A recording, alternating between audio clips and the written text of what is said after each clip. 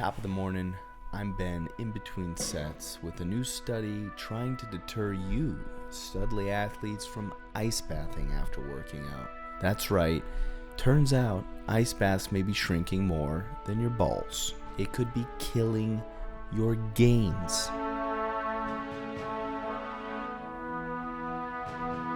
Now, this study was done by... Good Lord. This study was done by the Journal of Physiology, published on December 1st, 2019, before the world went nuts.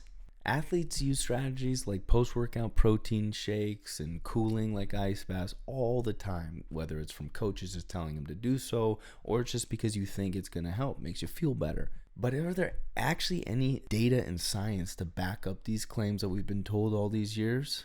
Turns out, no. Until now. And these scientists from the Netherlands who conducted this study, I'm not even going to try to butcher their names because it would be totally disrespectful. So they try to investigate two major areas of concern around cooling and protein ingestion and utilization. The effects that post-exercise cooling has on converting amino acids into muscle protein via ingesting a protein drink after the workout. And two, any effects cooling has on myofibrillar protein synthesis rates, aka muscle building, during recovery over a prolonged 2-week resistance type training program. And what they actually found was that cold water immersion during recovery from lifting weights actually lowers the capacity of muscle to both take up and to direct dietary protein derived amino acids towards de novo, meaning the beginning of myofibrillar protein accretion, otherwise referred to the swole process. Thus concluding that individuals, note they aren't specifically stating that athletes, but individuals aiming to improve skeletal muscle conditioning should reconsider applying cooling as a part of their post-exercise recovery strategy. I know. Blasphemy. But before you gym bros and cornholers get all riled up at me, I'm actually a proponent for cold water immersion. Ice baths, cold plunges as the cool kids call it these days. In fact, I love them so much, I used to plunge in a creek late at night just to get it in because I felt so good. You know, I think there's a mental component that was just the right kind of crazy for me that I really enjoyed. It made me feel a little bit sharper the next day. You know, water up to your neck, tippy toes on a rock, freezing creek. It's a little nerve-wracking. You got crawdads clipping at your toenails. A couple of times freshwater trout would be nibbling all over in uncomfortable areas. And speaking of my dick, at this point it's literally located inside my stomach. Granted, not a far distance to travel, but also on rare occasion I had a water snake slither past my neck. Meanwhile, bats are sniping flies off the face of the water. I mean, totally nuts. But I really liked them. So I think ice baths are good. It's a great way to flip the bird to all your mental demons. You know what I mean? One miserable minute at a time.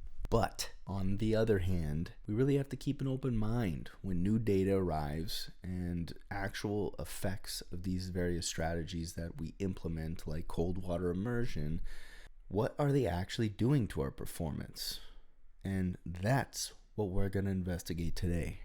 Now, I think the study's overall design and testing everything from the health characteristics of these 12 young men to their blood and saliva samples to even the muscle biopsy and temperature were all really good. These 12 subjects were all healthy 21-year-olds, about 6 feet tall, weighing in about 170 pounds. So not complete athletic studs, but healthy young men who averaged about 3.5 hours of exercise routine a week prior to this study. So, you know, probably focus more on girls and things like that, which understandable, but they're healthy. Give them that. So the research team put them through a 2-week workout routine. Then immediately after working out, they used a single leg cold water immersion technique where one leg was immersed in 8 degrees Celsius, about 46 degrees Fahrenheit water, while the other leg was immersed in thermoneutral water, which was roughly about 30 degrees Celsius.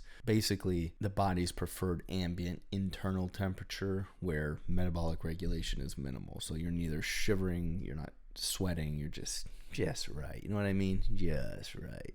Now, for those of you who are unfamiliar with where the gluteal fold is located, I'm going to quickly show you for educational purposes only. Yes, I did have to look it up prior to make sure that we were going to get a decent result, okay? Now, the gluteal fold is located beautifully with this one right here, where that red circle is. The gluteal fold is where the butt cheek and the hamstring area seem to connect with a nice crease, showcasing she squats. Wifey material. Now, before my wife kills me, we're getting back to the study. The subjects underwent a very time-consuming natural reheating process where they were tested up to 5 hours post-exercise to test periodically how the body would metabolize protein ingestion with the protein drink and utilization for muscle growth in both legs. Immediately after working out, the subjects were given a post-workout drink that contained 20 grams of protein, 45 grams of carbohydrates, and also had a non-radioactive isotope of carbon that allowed the researchers to trace how well their muscles absorbed the amino acids. In addition, they also drank a glass of heavy water, which contained deuterium, another non-radioactive isotope, but of hydrogen instead of carbon. Apparently, water assists our bodies in amino acid production. So the researchers wanted to compare how much water ended up in the proteins from both the chili leg versus the not so chili leg. Now, some of the results were more surprising than others, and especially when viewed through the lens of how to use this information to get the most out of athletes, because that's kind of, I think, where this study would make the most sense. So we see here in figure 2 the experimental protocol for the 2-week training program. So the days are on the timeline above. They did their deuterium loading to get their bodies used to having this heavy water, an infusion day, like essentially a day where they would just prep and get everyone tested and take initial testings, muscle biopsies, saliva samples, blood samples on day 0. It was a 2-week training program. They only trained for 7 days total. So for us more serious athletes, that's like a week and some change of lifting. So they spread that out over 14 days though. They had the water immersion on the same days as training. They took muscle biopsies on the infusion day on day 0 and on the last day. And then saliva samples and blood samplings throughout pretty much on the same days of training as well. So they had quite a bit of time to recover and make sure that they were fresh for each training session. So as you can see, the core and skin temperature are figure A on the top here, and then the muscle temperature is figure B. You can see the leg immersed in cold water obviously dropped significantly. Core and skin temperature seem to get close enough to normal state about an hour in. You can see the first jump back up. The lowest point there is obviously the lowest temperature that it got to.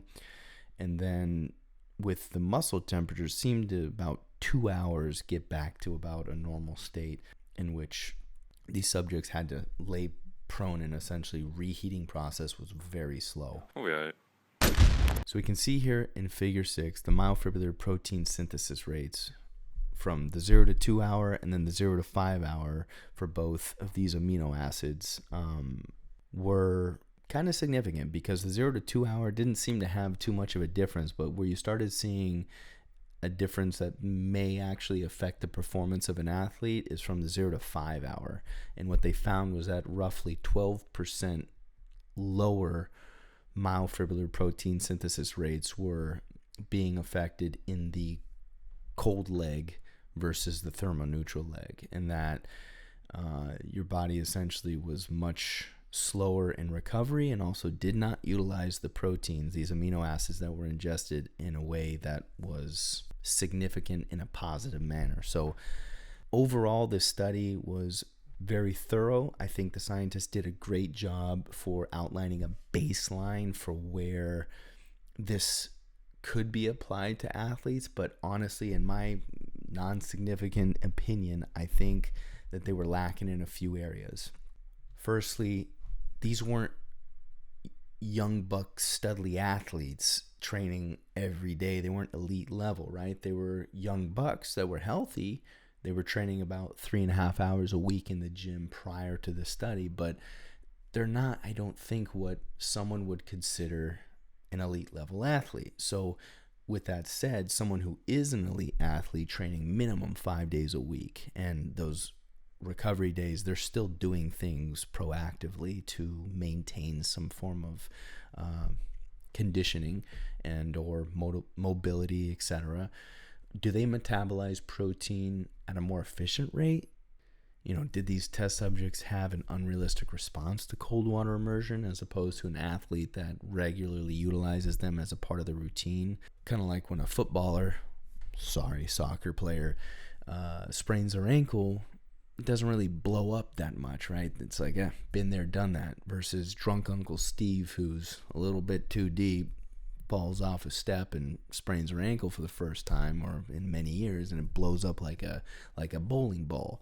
They're having a different response. Same injury, different response. Would a longer study of maybe more than 2 weeks be beneficial to prove that the body adapts once a threshold has been established, where cold water immersion would actually make sense, like we're referring to in the previous statement? What if the whole body was immersed versus just the one leg? What if it was, all the way up to your neck, like I used to do in the creek? Do your organs and hormonal responses change drastically when your whole body is under the stress and you hit a threshold? And then after that threshold, like, how does your body respond to that? So maybe the next study that can be done can also incorporate hot and cold contrasting, which I think is a phenomenal idea in flushing and actually increasing the body's ability to heal and recover quicker, where athletes essentially jump back and forth between like a sauna or steam room and then a cold plunge for a few sets even. Like, what if instead of they just sat for 5 hours or did this 20-minute ice bath, which, by the way, the 20-minute ice bath, insane. You're supposed to only do them for, depending on the temperature, like 5 minutes, if it's cold enough, is like super sufficient. It doesn't have to be this very long, drawn out thing. So I think that's another area that they could potentially grow on. But, where the hot and cold contrasting could really prove to be beneficial is that it actually is moving the blood circulation quicker, where you could even potentially reduce DOMS, delayed onset muscle soreness. Maybe an interesting concept to study if the athlete maybe has like back-to-back matches, like in the World Cup we just saw, like game after game after game. Good God, Argentina must be sore.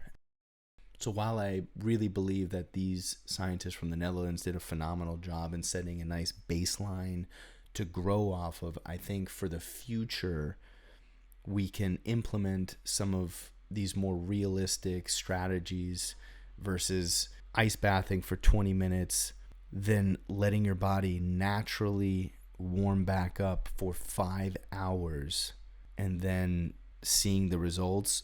I think a more realistic approach would be something like what you are in an athlete. Maybe you can interview athletes prior to doing these studies so that you can get an idea on how they actually are in the training room. Because I can tell you from being a former athlete, you hit the training room, you're really hungry. So you want to get your ice baths out of the way quickly. You want to heat back up in a hot shower, and then you're off to chow, right? You're getting protein in your body ASAP. And in fact, sometimes you would go sprint up, get a protein shake, then come back and then do some of it. So at least you're getting some of the, effects of getting nutrients in your body after hard effort. So I think that's all to say, let's build on this so that it can be more relevant for the advanced athlete of today. Incorporate things like hot and cold contrasting, as that's a really interesting, fascinating area for me at least, of how the body would be able to recover after some long, hard efforts in session. So with that said, ladies and gentlemen, putting all of this together to hand deliver to you invaluable insights regarding performance hacks, or what we're all about here in between sets. And if you found any of this useful, and whether you're on the pot, relieving tension, trying to kill some time, or you're about to cold plunge your finger on that subscribe button below, literally right there, can't miss it.